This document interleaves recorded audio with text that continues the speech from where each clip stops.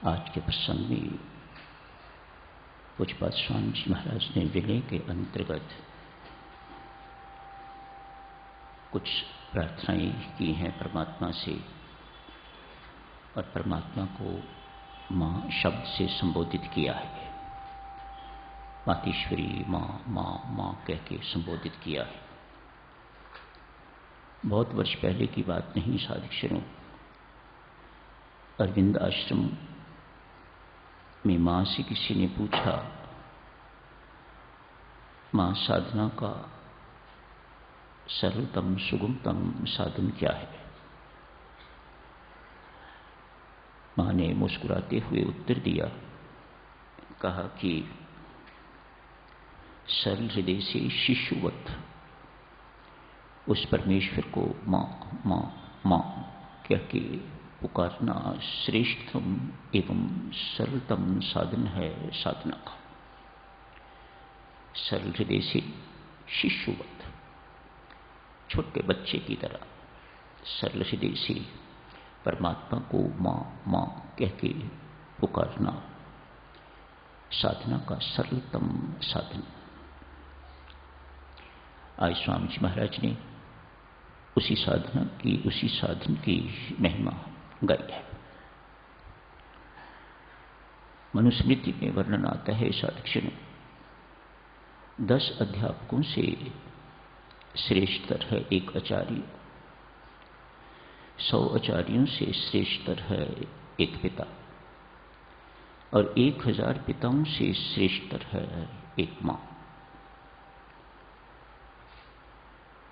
माँ की तुलना ऐसे नहीं परमात्मा से की जाती। धरती को माँ कहा जाता है, जिस किसी को भी माँ कहा जाता है साधक, उसकी उपमा नहीं दी जा सकती। उपमातीत शब्द है ये माँ। जिन बच्चों को माँ की गोद लाभ हुई है, जिन बच्चों को माँ की गोद का सहारा मिला है, वे मेरे साथ सहमत होंगे। इससे अधिक विश्राम देने वाली कोई जगह नहीं। एक अद्भुत सी फीलिंग होती है माँ की गोद में सिर को रख के। माता मुझे निहारिए, स्वामी जी महाराज फरमाते हैं, माता मुझे निहारिए मिष्ट प्रेम के संग, आशीष कर को फेरिए ले अपने उत्संग। आशीर्वादों से पूर्ण अपना हाथ मेरे सिर पर फेरिए। सिर पर नहीं कहा, आशीष कर को फेरिए, मानो सारे शरीर पर अपने आशीर्वाद पूर्ण हाथ को फेरिएगा। कैसे? मुझे अपनी गोद में लेके ले अपने उत्संग। उत्संग गोद को कहा जाता है। अपनी गोद में माँ मुझे लेके तो आशीर्वाद पूर्ण अपना हाथ मेरे शरीर पर फेरो। स्वामी जी महाराज की जीवनी पढ़ी जाए साधक, तो आप सबको पता ही है, उन्हें माँ बाप का प्यार नहीं मिला। बेचारे इस प्यार को तरसते ही रहे हैं स्वामी जी महाराज। फिर परमपिता परमेश्वर ने, उस जगजननी ने अपना सारा प्यार उन पर उड़ेल दिया। एक अभावग्रस्त न रहे।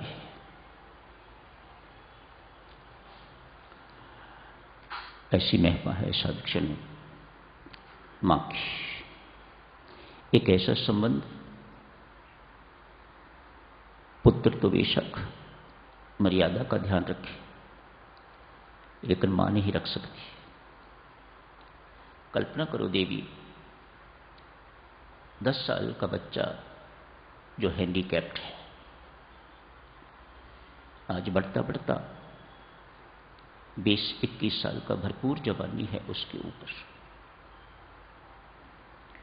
बाथरूम नहीं जा सकता, स्वयं नहा नहीं सकता, कपड़े नहीं बदल सकता। ये कौन करेगा? बाप तो दफ्तर चला जाता है। ये सब कुछ मां को ही करना पड़ता है। बाप एक दफा कर भी जाएगा, दिन भर तो मां को ही, उस जवान पुत्र को संभालना पड़ता है। मानो उस वक्त मां किसी मर्यादा का ध्यान नहीं रखती। छोटे बच्चों को तो मां बड़े शौक से नहलाती है, धुलाती है, सब कुछ करती है, लाड प्यार करती है। पर बच्चा बड़ा हो जाता है तो सब कुछ खत्म हो जाता है। लेकिन मां बेचारी ऐसा नहीं कर सकती। यदि बड़ा बच्चा भी इस प्रकार की डिमांड करता है, उसे आवश्यकता है मां की, तो मां पीछे नहीं हटती। ये मां की महिमा है। वह मर्यादा की परवाह नहीं करती। सुंदर पवित्र संबंध मां पुत्र का। स्वामी जी महाराज को जिस वक्त साक्षात्कार हुआ है, उस वक्त स्वामी जी महाराज परमेश्वर को मां मां कह के ही पुकार रहे थे। मां मेरा मार्गदर्शन करो। दर्शनों के लिए नहीं, मेरा मार्गदर्शन करो। मैं क्या करूं? मेरा पथ प्रदर्शन कर मेरी मां। मैं इस वक्त एक बेसहारा बच्चा हूं। तो फिर मां ने सुनी। तो श्री प्रेम जी महाराज का संबंध भी परमेश्वर के साथ मां और पुत्र का ही था। सो ये हमारी परंपरा है।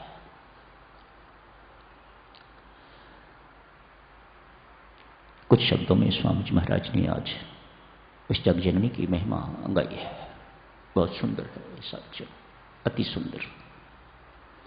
जहां कहीं मां मेरे पग डगमगाएं, मेरी बाह पकड़ के तो मेरा सही मार्गदर्शन करना, अपने पथ पर मुझे ले चलना। जो सही मार्ग है वह मार्ग मुझे दिखाना। मानो एक ऐसा संबंध, बाबा कहो, बाप कहो, गुरु कहो, स्वामी कहो, इन सारे संबंधों से तो व्यक्ति मुख मोड़ सकता है। लेकिन मां कहो तो परमात्मा मुख नहीं मोड़ सकता। ऐसा ऊंचा और घनिष्ठ संबंध है। कुछ अद्भुत सी ताकत, विलक्षण ताकत है इस शब्द में, मां में। आइए साधक, जो चर्चा छोड़ी थी उसे जारी रखते हैं। अन्न पते ये अन्न है तेरा दान महान, करता हूं उपभोग में परम अनुग्रहमान। अन्न पते दे अन्न शुभ, देव दयालु उदार, पाकर तुष्टि पुष्टि को करूं कर्म हितकार। करूं कर्म हितकार की चर्चा चल रही थी। पाकर तुष्टि पुष्टि को करूं कर्म हितकार। तृष्णा का कोई स्थान नहीं, खाते जाना का कोई स्थान नहीं। जितना दान परमात्मा तूने दिया है उसी में तुष्टि पुष्टि पाके तो मैं हित कर कर्म करूं। दूसरों के लिए जो हितकारी कर्म है वह है कर्म। किस लिए अन्न खा रहा हूं, किस लिए तेरा दान दिया हुआ सेवन कर रहा हूं, ग्रहण कर रहा हूं, इसलिए कर्म कर्म हितकार। तुष्टि पुष्टि, मुझे मेरी तुष्टि भी हो। प्रत्येक ग्रास आप खाते हो तो भूख मिटती जाती है। जब तुष्टि हो जाती है तो आप खाना बंद कर देते हैं। तुष्टि पुष्टि, जो भोजन तो परमेश्वर दे रहा है मुझे, उससे मेरी तुष्टि भी हो और स्पुष्टि भी हो। मेरा शरीर हृष्टपुष्ट हो। करूं कर्म हितकार, ताकि मैं औरों के लिए हितकर कर्म कर सकूं, अपना सब कुछ औरों को दे सकूं। इसी पर साधक चलो, पिछली बारी आपने देखा था एक संत जो दर्जी का काम करता है, अपने अंतिम शब्दों में यही समझाता है ना, अच्छाई तो बांटो। कितने सुंदर शब्द हैं, अच्छाई तो बांटो। लेकिन यदि बुराई का टोकरा या बुराई का बोझ सिर पर आ गया है, स्वयं ढोते हुए ध्यान रखना दूसरे इस बुराई से कैसे बच सकें। कितने गंभीर, कितने गहन शब्द हैं। आपके ऊपर बुराई का टोकरा पड़ गया है, आपके ऊपर बुराई का बोझ है, बुराइयों का बोझ आपके ऊपर है।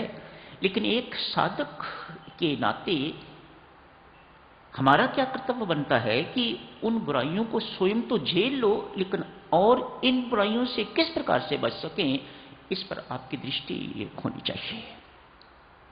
खोटे सिक्के, याद है ना, वह व्यक्ति इस संत दर्जी को खोटे सिक्के लेके जाता है। वह इन खोटे सिक्कों को क्या करता है, धरती में दबा देता है ताकि ये किसी के हाथ ना लगे। बुराइयों का टोकरा सिर पर तो पड़े, लेकिन दूसरे इन बुराइयों से कैसे बचें, एक साधक को इस बात का ध्यान रखना चाहिए। एक गांव है साधुजनों, कुछ किलोमीटर दूरी पर एक आश्रम है। इस गांव में एक बहुत अमीर धनाढ्य महिला है, साथ ही एक गरीब पड़ोसन का घर भी है, दोनों साथ साथ है। मध्य रात्रि का समय होगा। आज किसी ने अमीर महिला का द्वार खटखटाया। बेचारी ने खोला, देखा तो एक साधु खड़ा है। स्पष्ट है साधु आया है, तो धारणा तो इसी प्रकार की है। ये तो कोई नहीं सोच सकता कि ये कुछ दे भी सकता है, ये कुछ देने के लिए आया है, इसके पास बहुत कुछ है देने को मिला। लेकिन ये सोच तो सामान्य सोच है ना, साधु है, कुछ मांगने के लिए आया है। उस अमीर महिला ने भी यही सोचा है, अतएव अंदर आने को भी नहीं कहा। सही भी है, मध्य रात्रि का समय है, पता नहीं महिला अंदर अकेली है, कोई और परिवार है, परमेश्वर जाने। अंदर आने के लिए नहीं कहा। कहा माई, आश्रम के पास जितनी झुग्गी झोंपड़ियां थीं, सारी की सारी जल के राख हो गई हैं। किसी का कुछ भी सामान बचा नहीं। उनमें रहने वाले जो लोग थे, वे सबके सब किसी ढंग से अपनी जान बचा के तो आश्रम में आ गए हैं। इस वक्त वे सारे के सारे आश्रम में हैं। हमारे पास उनको देने के लिए ना ही भोजन है, ना ही कोई कपड़ा है देने के लिए। मेहरबानी करके मेरी व उनकी सहायता करो। कहां से करें? अमीर महिला, मेरे राम समय हो गया है। अमीर महिला कहती है, कहां से करूं, समय हमारे पास कुछ नहीं, खाने को अंदर अन्न नहीं, एक कंबल जिसको ओढ़ के मैं सोती हूं, इत्यादि इत्यादि कुछ चीजों की गिनती करा दी। इसके अतिरिक्त कोई नहीं। और जोर से ठाक करके द्वार बंद कर दिया। पड़ोसन ने इस चर्चा को सुन लिया है। कल कर लेंगे साथियों इस चर्चा, अभी यहीं समाप्त करने की अनुमति दे। इस समय बहुत हो जाएगा, देरी हो जाएगी आप लोगों को। यहीं समाप्त।